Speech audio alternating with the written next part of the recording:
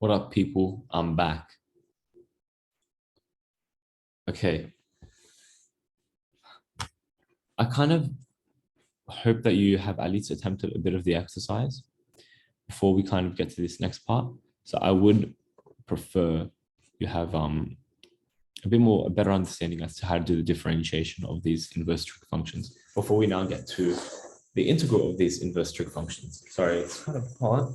So let me take this. Okay. So how to take the integral of such a thing? Particularly, okay, actually, this is a good point. Integrating inverse sine, inverse tan, inverse cos is not within the 3-unit course directly, okay? Those integrals will require us to do, if they just ask you straight up, find the integral of tan inverse x, that's a 4-unit topic. Okay, well, that's part of the 4-unit integration. But what we will be doing here is integrating things such that they give you inverse trig functions, okay? And here is why. So let's just start a new page, which I cannot find the beginning of. Here we are. Sorry, black. Integrating. And how shall I word this? Integrating things to give us trig functions. Integrating to trig inverse trig functions. Okay, well, this is very important because we have actually an issue, right? Like, say I gave you the integral of 1 over 1 plus x squared, okay? This doesn't fit any of our standard forms, okay? First of all, I cannot put this as 1 plus x squared to the power of -1 and then go and add 1 to the power, divide by the new power, and then divide by the derivative of the inside, because there's two issues going on. One, I'm dividing by 0, okay? And 2, I'm dividing by the derivative of the inside, and the inside is non-linear, okay? So that's not allowed. And then we had a solution to questions like this. The solution was sometimes you actually ended up with log functions, because the log functions were able to account for this divide by 0 business. But what that needed was you actually went and needed a 2x in the numerator, or particularly you just need an x in the numerator. And then from there, you can add the 2 if you want, and then divide by 2 on the outside. Okay, so then we could solve this, because then we could just say that if I chuck the 2 in here and I put it half out the front, then this just becomes a half of ln of 1 plus x squared plus c. Now you might, be quick to say, Musa, you talk so much about absoluting, but you didn't put it here. But I don't need to, because 1 plus x squared is already going to always be positive. So, and greater than 0. So therefore, not necessary. Anyway, we shall continue because, okay, so we shall continue with what the solution is. Well, now that we know how to differentiate, say, tan inverse of x, we know this gives us 1 over 1 plus x squared. Oh my God. Okay, now that you know this, you can automatically say, for the question above, if you had the integral of 1 over 1 plus x squared dx, this should just give you tan inverse of x plus c. Okay, very cool. In terms of how your textbook writes it, they write it in a bit of a different form. That's okay. We'll go into that in a moment. Fair enough. So you can see how now that we have this way to differentiate tan inverse, we can then look at things like this, which you cannot add 1 to the power, you cannot do reverse chain rule. And we have another way to be able to solve these. Okay, lovely. So let's just write them all out then. Write out our basic or our standard forms of integration. So we have this. We have 1 over the square root of 1 minus x squared dx.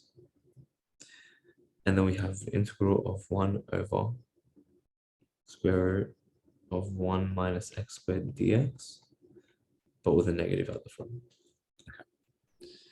This just equals sine inverse x plus c. Okay. And this just equals cos inverse x plus c. But I think you notice something.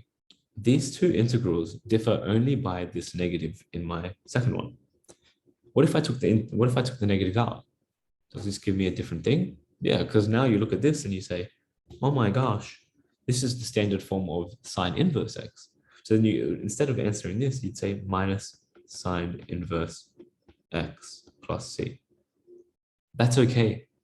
The reason that's okay is because the c will just be different. Remember, cos inverse x plus sine inverse x gives you pi on 2. So you can rewrite minus sine inverse x as pi on, cos inverse x minus pi or something, minus pi on 2. So anyway, you can rearrange it. And when you rearrange it, you end up with basically just a different c. So who cares? Okay, that's why even in your textbook, they don't actually give this one because it's kind of silly. Okay. Anyway, those are our standard forms. Now, we also have our more chain rule based forms, right? We have this one. Actually, I shall go into this. So you have this one here. If you have f dash x in the numerator and the square root of 1 minus f of x squared dx, this should just equal sine inverse f of x plus c.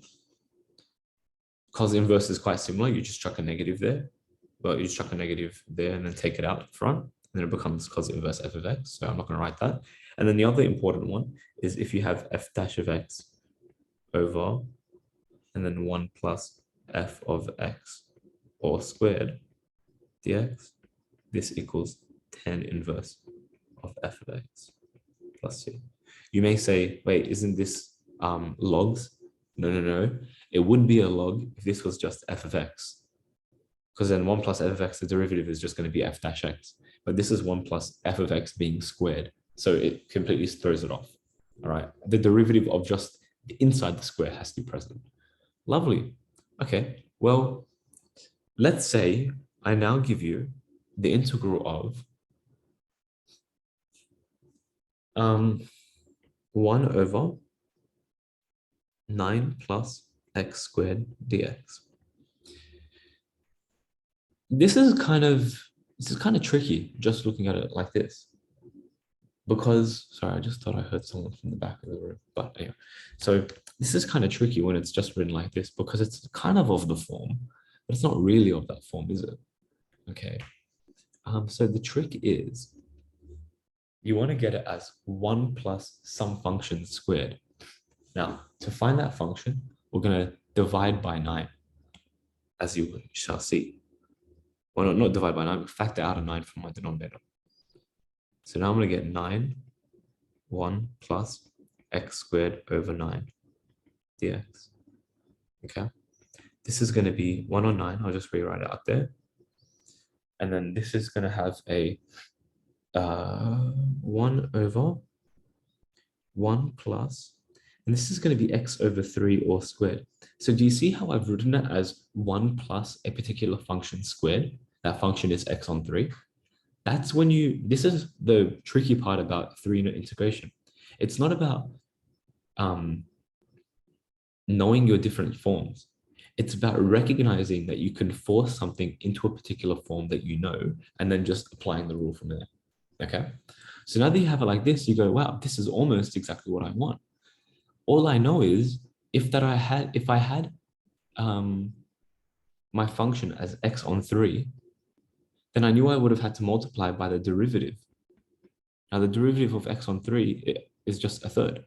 So it means I would have had to multiply by a third here. Now I don't have a third, so I can chuck it in. But then that means I've got to put a 3 there. Now that's the same as me having split up this 1 on 9 to 1 on 3 times 1 on 3, and then taking that back inside the integral. Okay, because 3 over 9 is just going to give you a third anyway. But anyway, whatever. Okay, so then here we get a third, and now this is perfectly of the form tan inverse of x. So it's going to be, oh, sorry, tan inverse of f of x. So it's going to be tan inverse of x on 3 plus c. Okay, perfect. How about if I gave you the integral of 1 over the square root of 121 minus x squared dx. You might say square root and then it's minus x squared. Seems like it's in the standard form, almost in the standard form of our sine inverse derivative.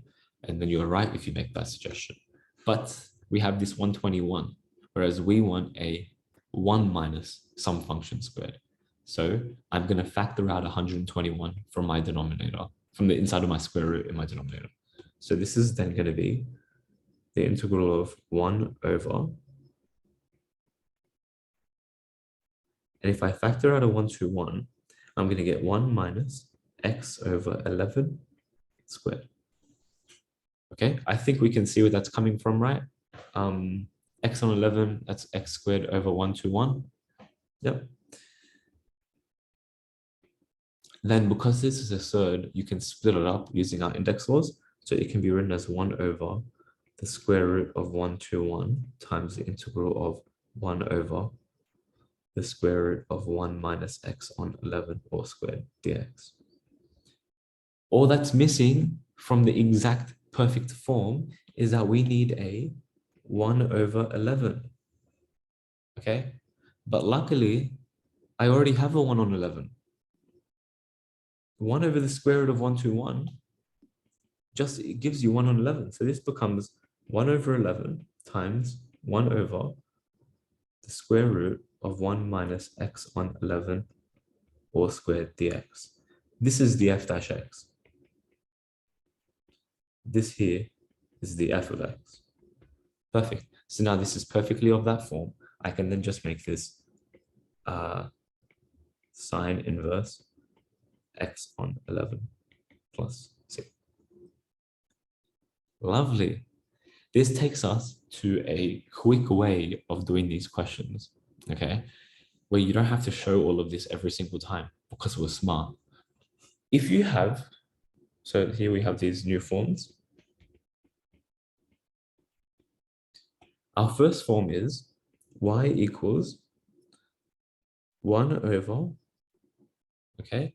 And how do I wish to write this?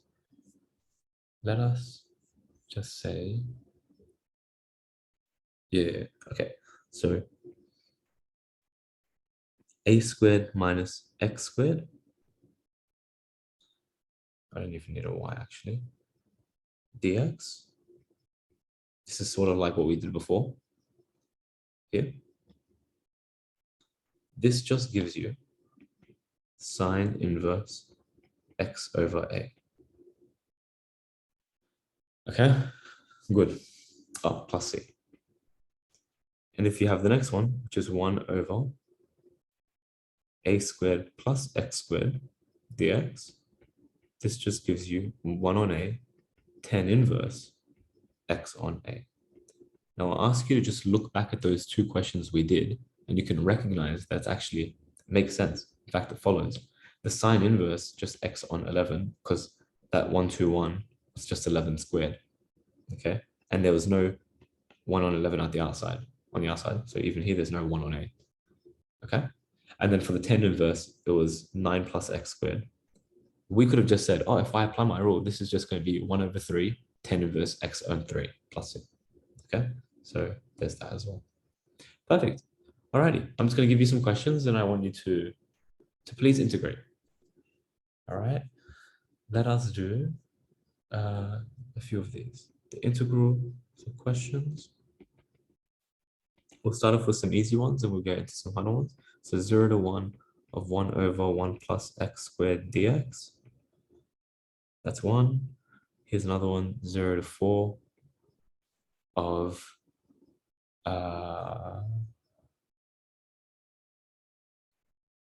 1 over square root of 1 minus x squared dx. Are we gonna run into some problems here?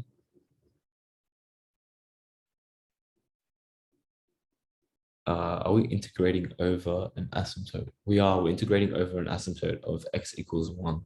So let's just make this 2. Okay, good. Have we got those two? And yeah, pause.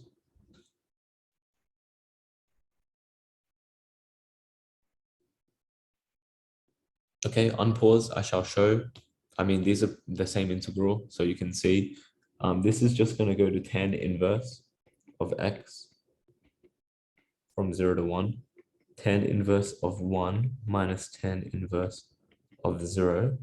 Tan inverse of 1 is pi over 4, and that's 0. So this just gives you pi over 4. Remember, this is actually very important. When you're taking tan inverse or sine inverse or cos inverse, when evaluating all of these definite integrals, you have to give the value for tan, sine, and cos inverse that are within the defined range for those inverse functions. Okay, so there's not like multiple answers to this where you could say, oh yeah, there's pi over 4, but also 5 pi over 4 in the third quadrant. No. There's just one answer because we're defining tan inverse to be between those two. This is what the values for your range. Lovely. Next one. This is just tan inverse x, 2, 4. Okay, unfortunately for this, you can leave an exact form because that's not really nice. And yeah, or you can find it's a 4-6 but I'm kind of Siebes. Okay, do these next 4 that I'm about to write. So we have the square root of 2 over, and then let's say the square root of 9 minus x squared dx. That's 1. How about this one? 1 over 8 plus x squared dx. I want you to try and use your standard forms. That way you're not sitting there factoring out a 9 from the denominator, the square root, and doing all of that, okay? Because that's how you're actually going to do it in an exam. 6 over, and then let's make this 49 plus 25 x squared dx. And then 1 over square root of 5 minus 3x squared dx. Lovely. Have a go, please. All right. Once you've unpaused, which should be now, let's go through them. Make sure you've had a genuine attempt, please. Okay. Let's go. So first one.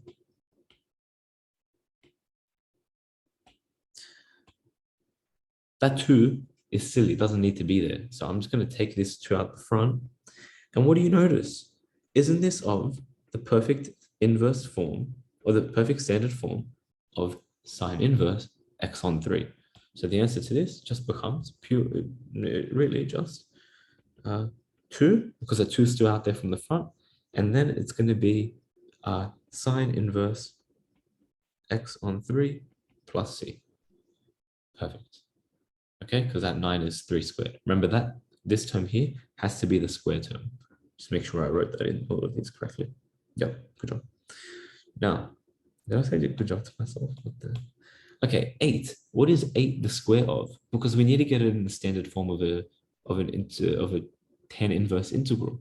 So 8 is just the square root of 8 squared. So now we can just straight up apply this to our tan inverse rule. It's going to be 1 over 8. So 1 over the square root of 8 tan inverse x on the square root of 8 plus c. Now, of course, you cannot leave your answers, first of all, in not simplified so, and then also on top of that, as irrational. So root 8 is 2 root 2. This is just 2 root 2. And what you would be doing is you'd be multiplying by root 2 and root 2. So you end up with root 2 on 4. Yeah. Yeah. Yeah. Tan inverse. And then it's going to be x divided by, oh no, 1 on root 8 is at the front. So this is just going to be root 2x over 4 plus c. Wonderful. Next one. We need to force it into that form. So for this, I have to divide by 49 from my denominator.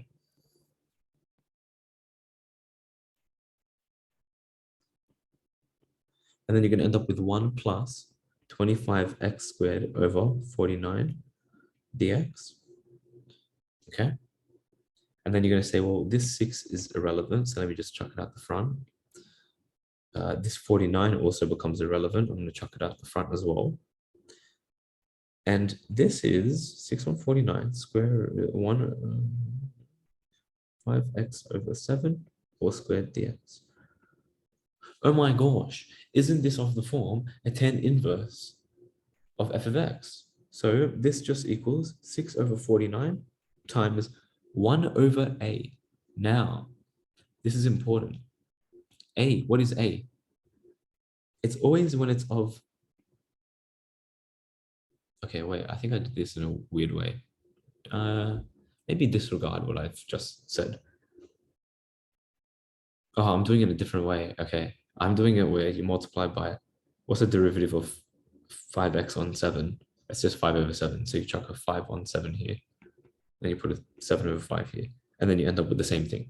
Oh, damn, I'm not even using the standard form of my integral that I said I was going to do. That's one way. Okay, and then this just becomes 6 over 35, tan inverse 5x on 7. Okay, but you could have done it another way, in the way that I'm trying to show, which is the standard form ones, and to say that you can instead factor out a 25 from my denominator.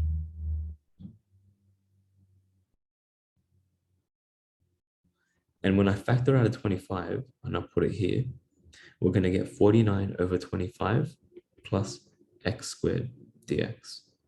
So this becomes 6 on 25, integral of 1 over, and then this is just 7 over 5 plus x squared dx. Now it's of the form a squared plus x squared. So now you can just say, oh, well, this goes to 6 over 25. That's already there. But you got to take 1 over a. So 1 over 7 over 5 is just 5 on 7. Okay. And then tan inverse 5x over 7 plus c. Okay. Now, when you simplify the front thingy, you get 6 over 35 as well. Okay, both are pretty, not that bad, but I was trying to show the first one, but then I kind of forgot. Next one.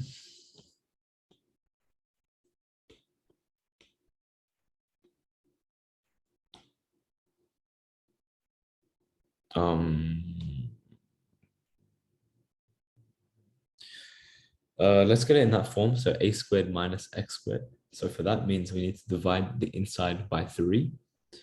So this is going to equal 1, the integral of 1 over the square root of, and then factor out a 3, and we have 5 over 3 minus x squared, and then this is dx.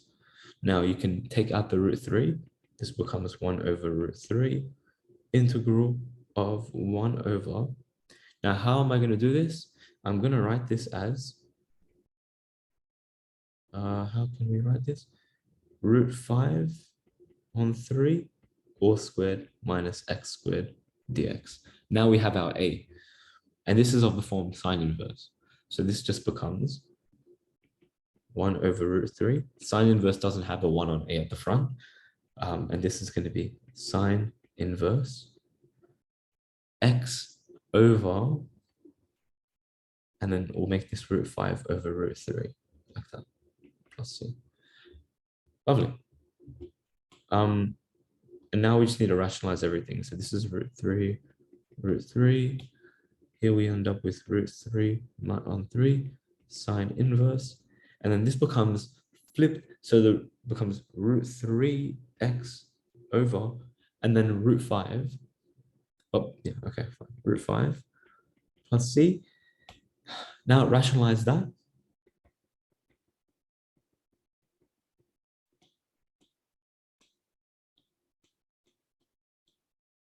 And we end up with the square root of 15 over 5 plus c. Does that make sense? I really hope it does. Try and get it into those forms because you already know those forms. So you may as well just use them, okay? Instead of having to go and derive it every single time, okay? Look, if you may consider this rote learning, but I don't think it's rote learning because I feel like as long as you can prove it for yourself, then what's the point of doing it every single time? And if you want to prove it for yourself, try with these two here, these two forms, doing what we used to do, which is taking out an a squared from the square root in here, or taking out an a squared from there and having it as x on a all squared, and then going, oh yeah, that's just, and then I need the derivative of the function in my numerator, and then doing all of that. But yeah, so by all means, go ahead and do that. But we are just going to be applying it from now on. Okay, well, how can this be applied to further functions? Let's say you had something like the integral of e to the x over 1 plus e to the power of 2x dx. You might say, well, how do I do this? Well, don't think of this as, first of all, it's not derivative over function, is it? Because the derivative of 1 plus e to the 2x is 2e to the 2x. Okay, so that doesn't really help. What's our other alternative? Well, our alternative is to then go and say, you can say, let u equal e to the x. Okay, I think you'll see where I'm going with this. That means du dx equals e to the x. Okay, now that means dx, or e to the x dx equals du. So we have a substitution for this e to the x dx. Well, it seems like we have a substitution for everything now, because now this just becomes 1 times du like that over 1 plus e to the 2x is the same as e to the x squared. So it's going to be u squared. Oh my gosh, this is just 10 inverse. So this just equals 10 inverse u plus c, which is 10 inverse e to the x plus c. Now you may look at this and go like, I would not have thought to have done that. Fair enough. But I guess you could also see that this e to the x is just, or this e to the 2x is just e to the x all squared. Okay, and in that case, you might be able to recognize that you have like 1 plus some function squared, and then you have the derivative of that function in the numerator, and then therefore it's 10 inverse of that function. Okay, but practice makes perfect. How about the integral of x over the square root of 1 minus x squared? X to the 4, actually. You might say to yourself, oh, I can do chain rule. But no, to do chain rule, you have to have the derivative of the inside present. That means that 1 minus x to the 4, the derivative of that is minus 4x cubed. But you only have an x, and you cannot introduce new x's like this, okay? So we're a bit stuck. But what if you write x squared as, what if you write x to the 4 as x squared squared?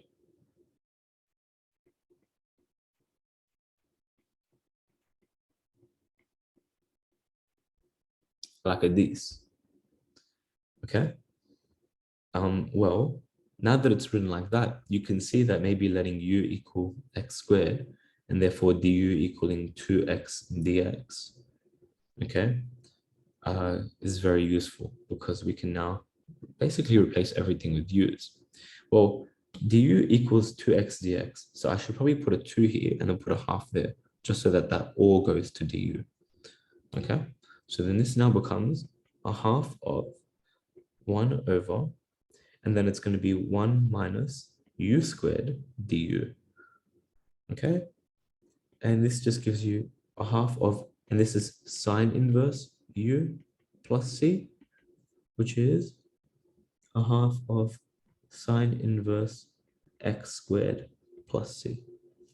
If you want to convince yourself, you are more than welcome to differentiate that to confirm, okay?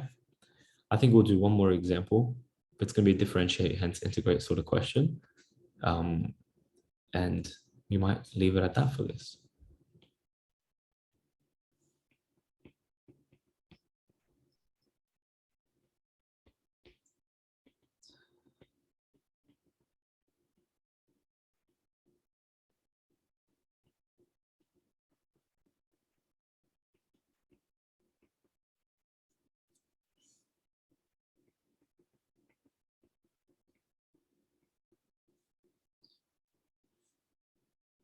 Okay, yeah, have a go at this. So pause. Alrighty, let's do it. So to differentiate, we need we'll call this A, we'll call this B, we'll call some question. There's going to be a part C in a moment. So let's say A, we're going to let U equal X, U dash equal 1, V equals sine inverse of X, V dash equals 1 over, and then the square root of 1 minus X squared. Okay, lovely.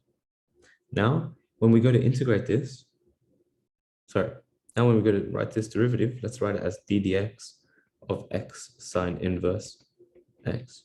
I'm only writing like that because when I integrate it, I want to have it in this particular form. So it's going to be vu dash plus uv dash. So vu dash is just sine inverse x plus uv dash. So x over the square root of 1 minus x squared. Lovely. Well, part B says, hence integrate sine inverse x. Okay, so we're going to take this for part B, and we're going to just integrate every term, or i.e. integrate both sides. But if I integrate both sides, I can split this up. The integral and the derivative on the left-hand side are going to cancel off, and we end up with just x sine inverse of x. This is the integral we like. And then plus, and then we have this integral here.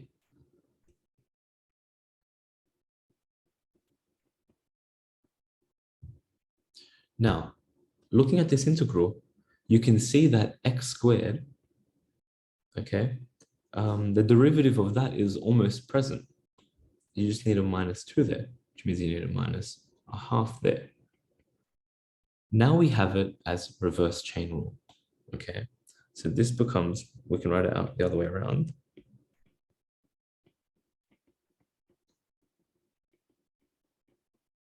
I'm just moving this to the other side, so that minus becomes a plus. So it becomes plus a half of the integral of minus 2x this. Now, because the derivative is present, I can just say this ends up being x sine inverse of x plus a half of, and then it's 1 minus x squared to the power of a half, but it was minus a half, then you add 1 to it. You divide by the derivative of the new power. So the derivative of the new power is, divide by the new power, my bad. So that's a half. Dividing by a half is just putting a 2 out the front. So that's that. And you end up with x sine inverse of x plus the square root of 1 minus x squared plus c. Alrighty. That sets us up well for exercise 12b. Okay, so make sure you have a go at that. All right, end of recording.